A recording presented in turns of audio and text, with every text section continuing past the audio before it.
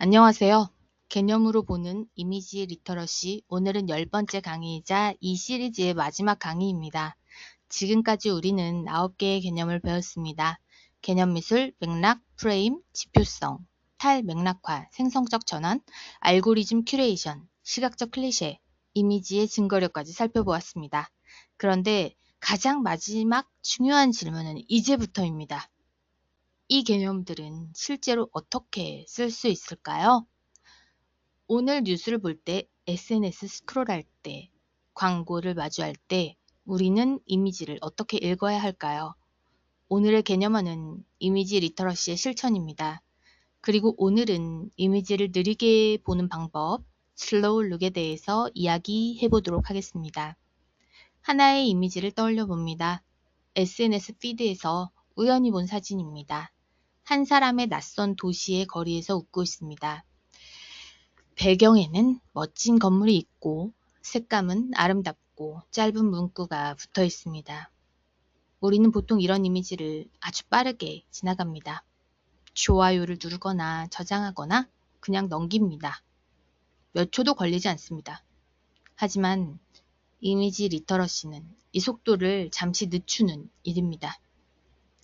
이미지를 빨리 소비하는 대신 천천히 질문을 하는 것입니다. 이 이미지는 어디에 놓여 있을까?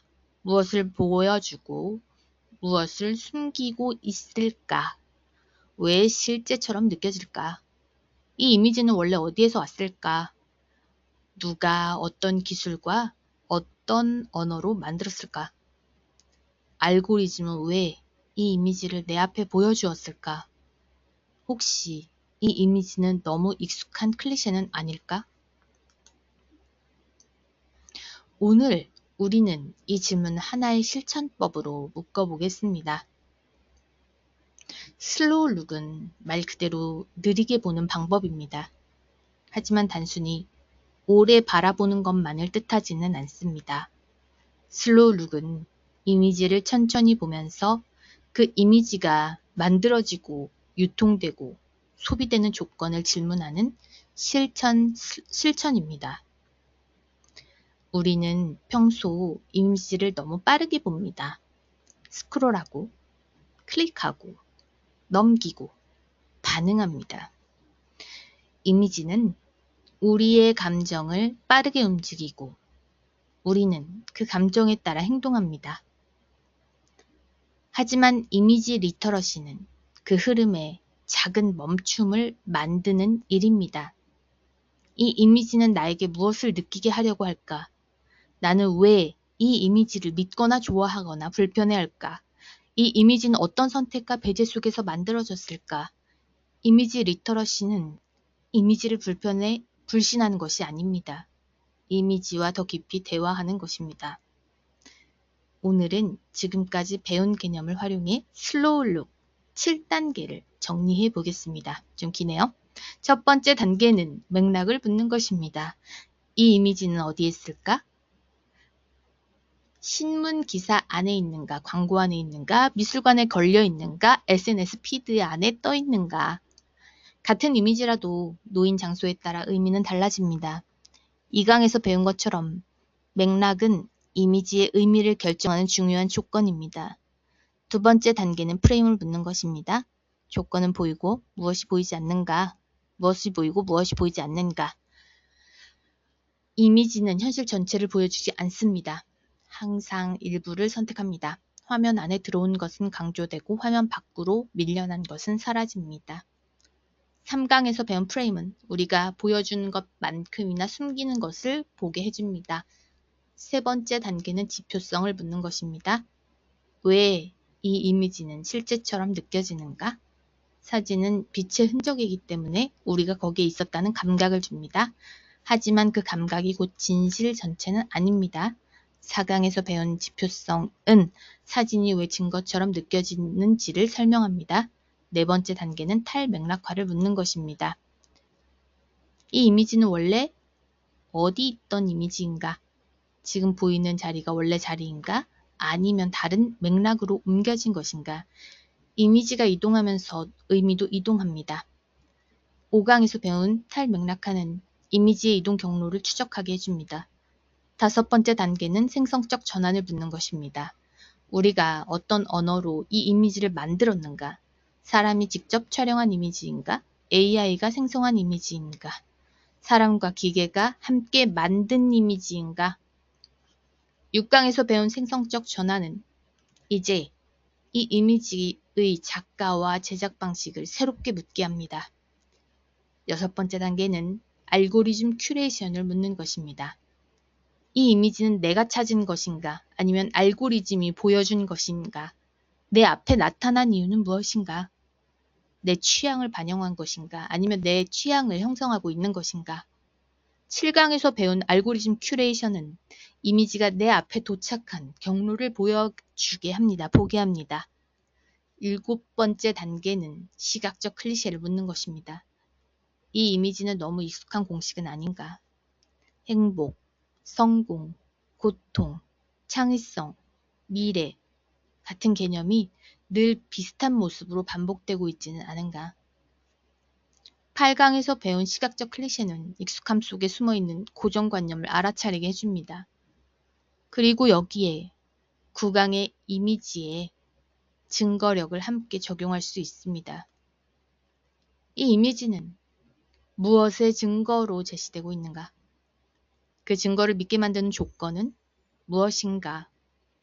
원본, 맥락, 제작 과정, 유통 경로를 확인할 수 있는가? 그렇게 보면 이미지 하나는 단순한 화면이 아닙니다. 이 이미지 하나에는 맥락, 프레임, 흔적, 이동, 기술, 알고리즘, 반복, 증거의 문제가 모두 들어있습니다. 슬로우룩은 이 모든 질문을 한꺼번에 완벽하게 하자는 뜻은 아닙니다. 중요한 것은 속도를 늦추는 것입니다. 이미지를 보자마자 믿거나 좋아하거나 공유하기 전에 잠시 멈추자는 것입니다. 그 작은 멈춤이 이미지 리터러시의 시작입니다. 이제 시리즈 전체를 다시 연결해 보겠습니다. 1강 개념미술에서는 예술이 단순히 손기술의 결과물이 아니라 질문이 될 수 있다는 것을 배웠습니다. 이 강의는 이미지 리터러시의 출발점이었습니다.